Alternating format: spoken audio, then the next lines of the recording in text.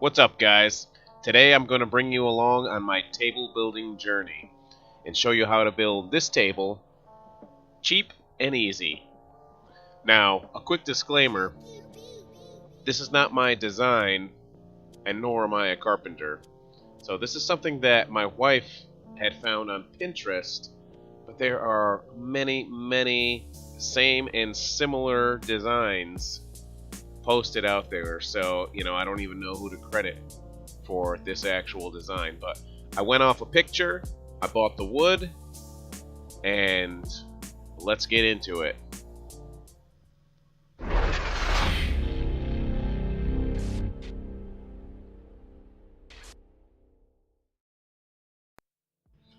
So let me share with you some of the tools and hardware that I used. Got 2.5-inch construction screws, this Spax brand. I really like these.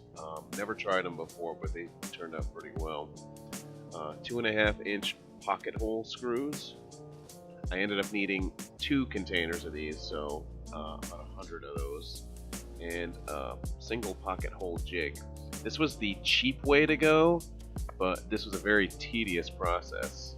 Of course, a tape measure. Measure twice, cut once. Glues, there's all different types of glues out there. I use Gorilla Glue. I'm a fan of Gorilla Glue. I have a 20-volt impact driver and also a 20-volt cordless drill. You don't need both of these. You could do with just a drill.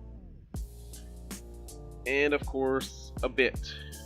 Make sure you have the proper bit for whatever screws that you're using. So a few other things, some kind of clamp.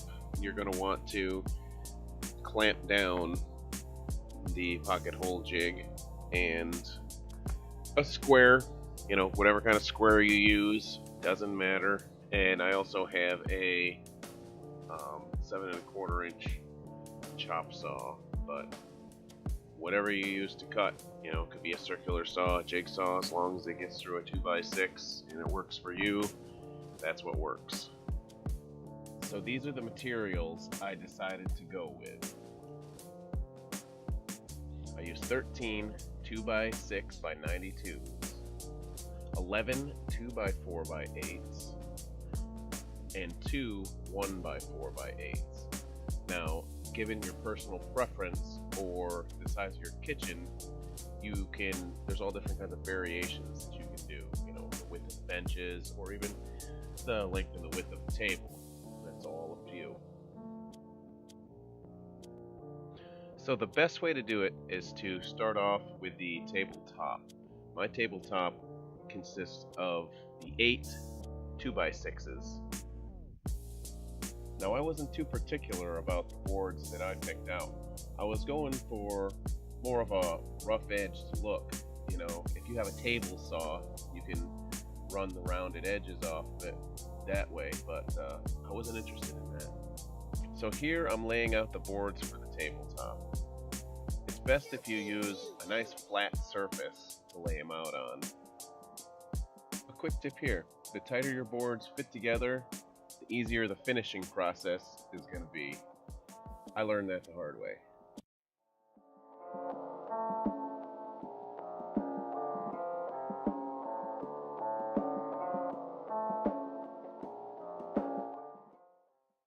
So I fastened these boards together with glue and pocket holes from the bottom side using a single pocket hole jig.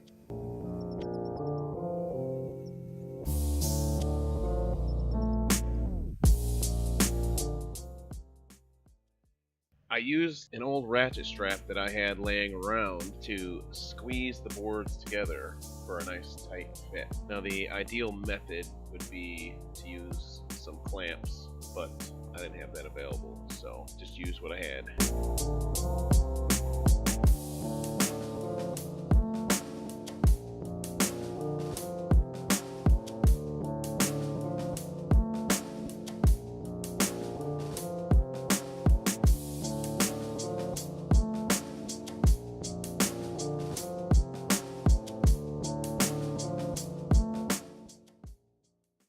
After the tabletop is assembled, I took a 2x4, cut it at angles, and installed carriage bolts on the backside so that the tabletop can be removed so it's easier to move around. Right here, you can see that I assembled one side of the legs, and I have drilled the holes and sliding it over top of the carriage bolts. So this makes two parts of the table. You'll have the top and the base.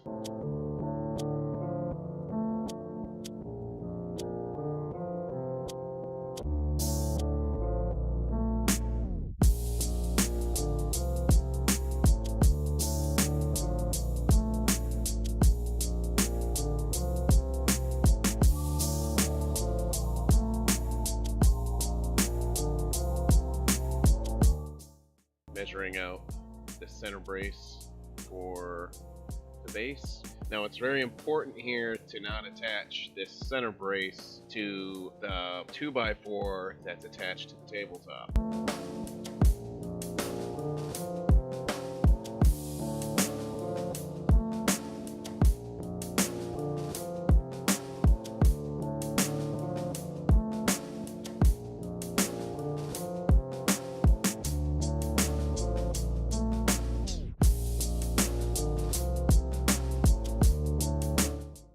Now, constructing these cross braces for the benches was actually a pain in the butt because the angle was actually a lot of guessing and checking and lining up and cutting and recutting and all that kind of stuff. The only thing that I knew at this process was the height that I wanted the benches to be and the width, and I just had to make a cross pattern fit in between those dimensions, which is what I did. Actually wasn't too difficult to sand. I laid it out. When I laid the table out on my garage floor, it was nice and flat, so the sanding wasn't too difficult. There were some high edges, where a board was cupped or warped a little bit, and just smoothed it out. Just made sure I smoothed out all the edges. So at this point, the construction of the table is done.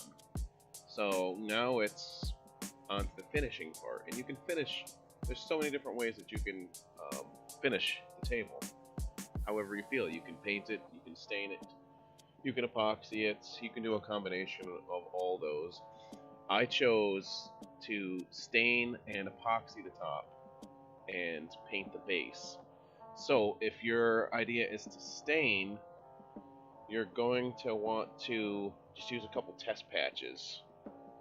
Ideally not on a surface that's going to be visible in case you don't like it. So I laid out two test patches over a couple knot and different grains on the wood just so I could see how it was, and I love the color. I used an oil-based stain, so pretty much just apply and wipe off the excess, and it gave it a very nice deep tone. So for the base, I decided to paint it. So I decided to stain and epoxy the tabletop. It ended up turning out very well.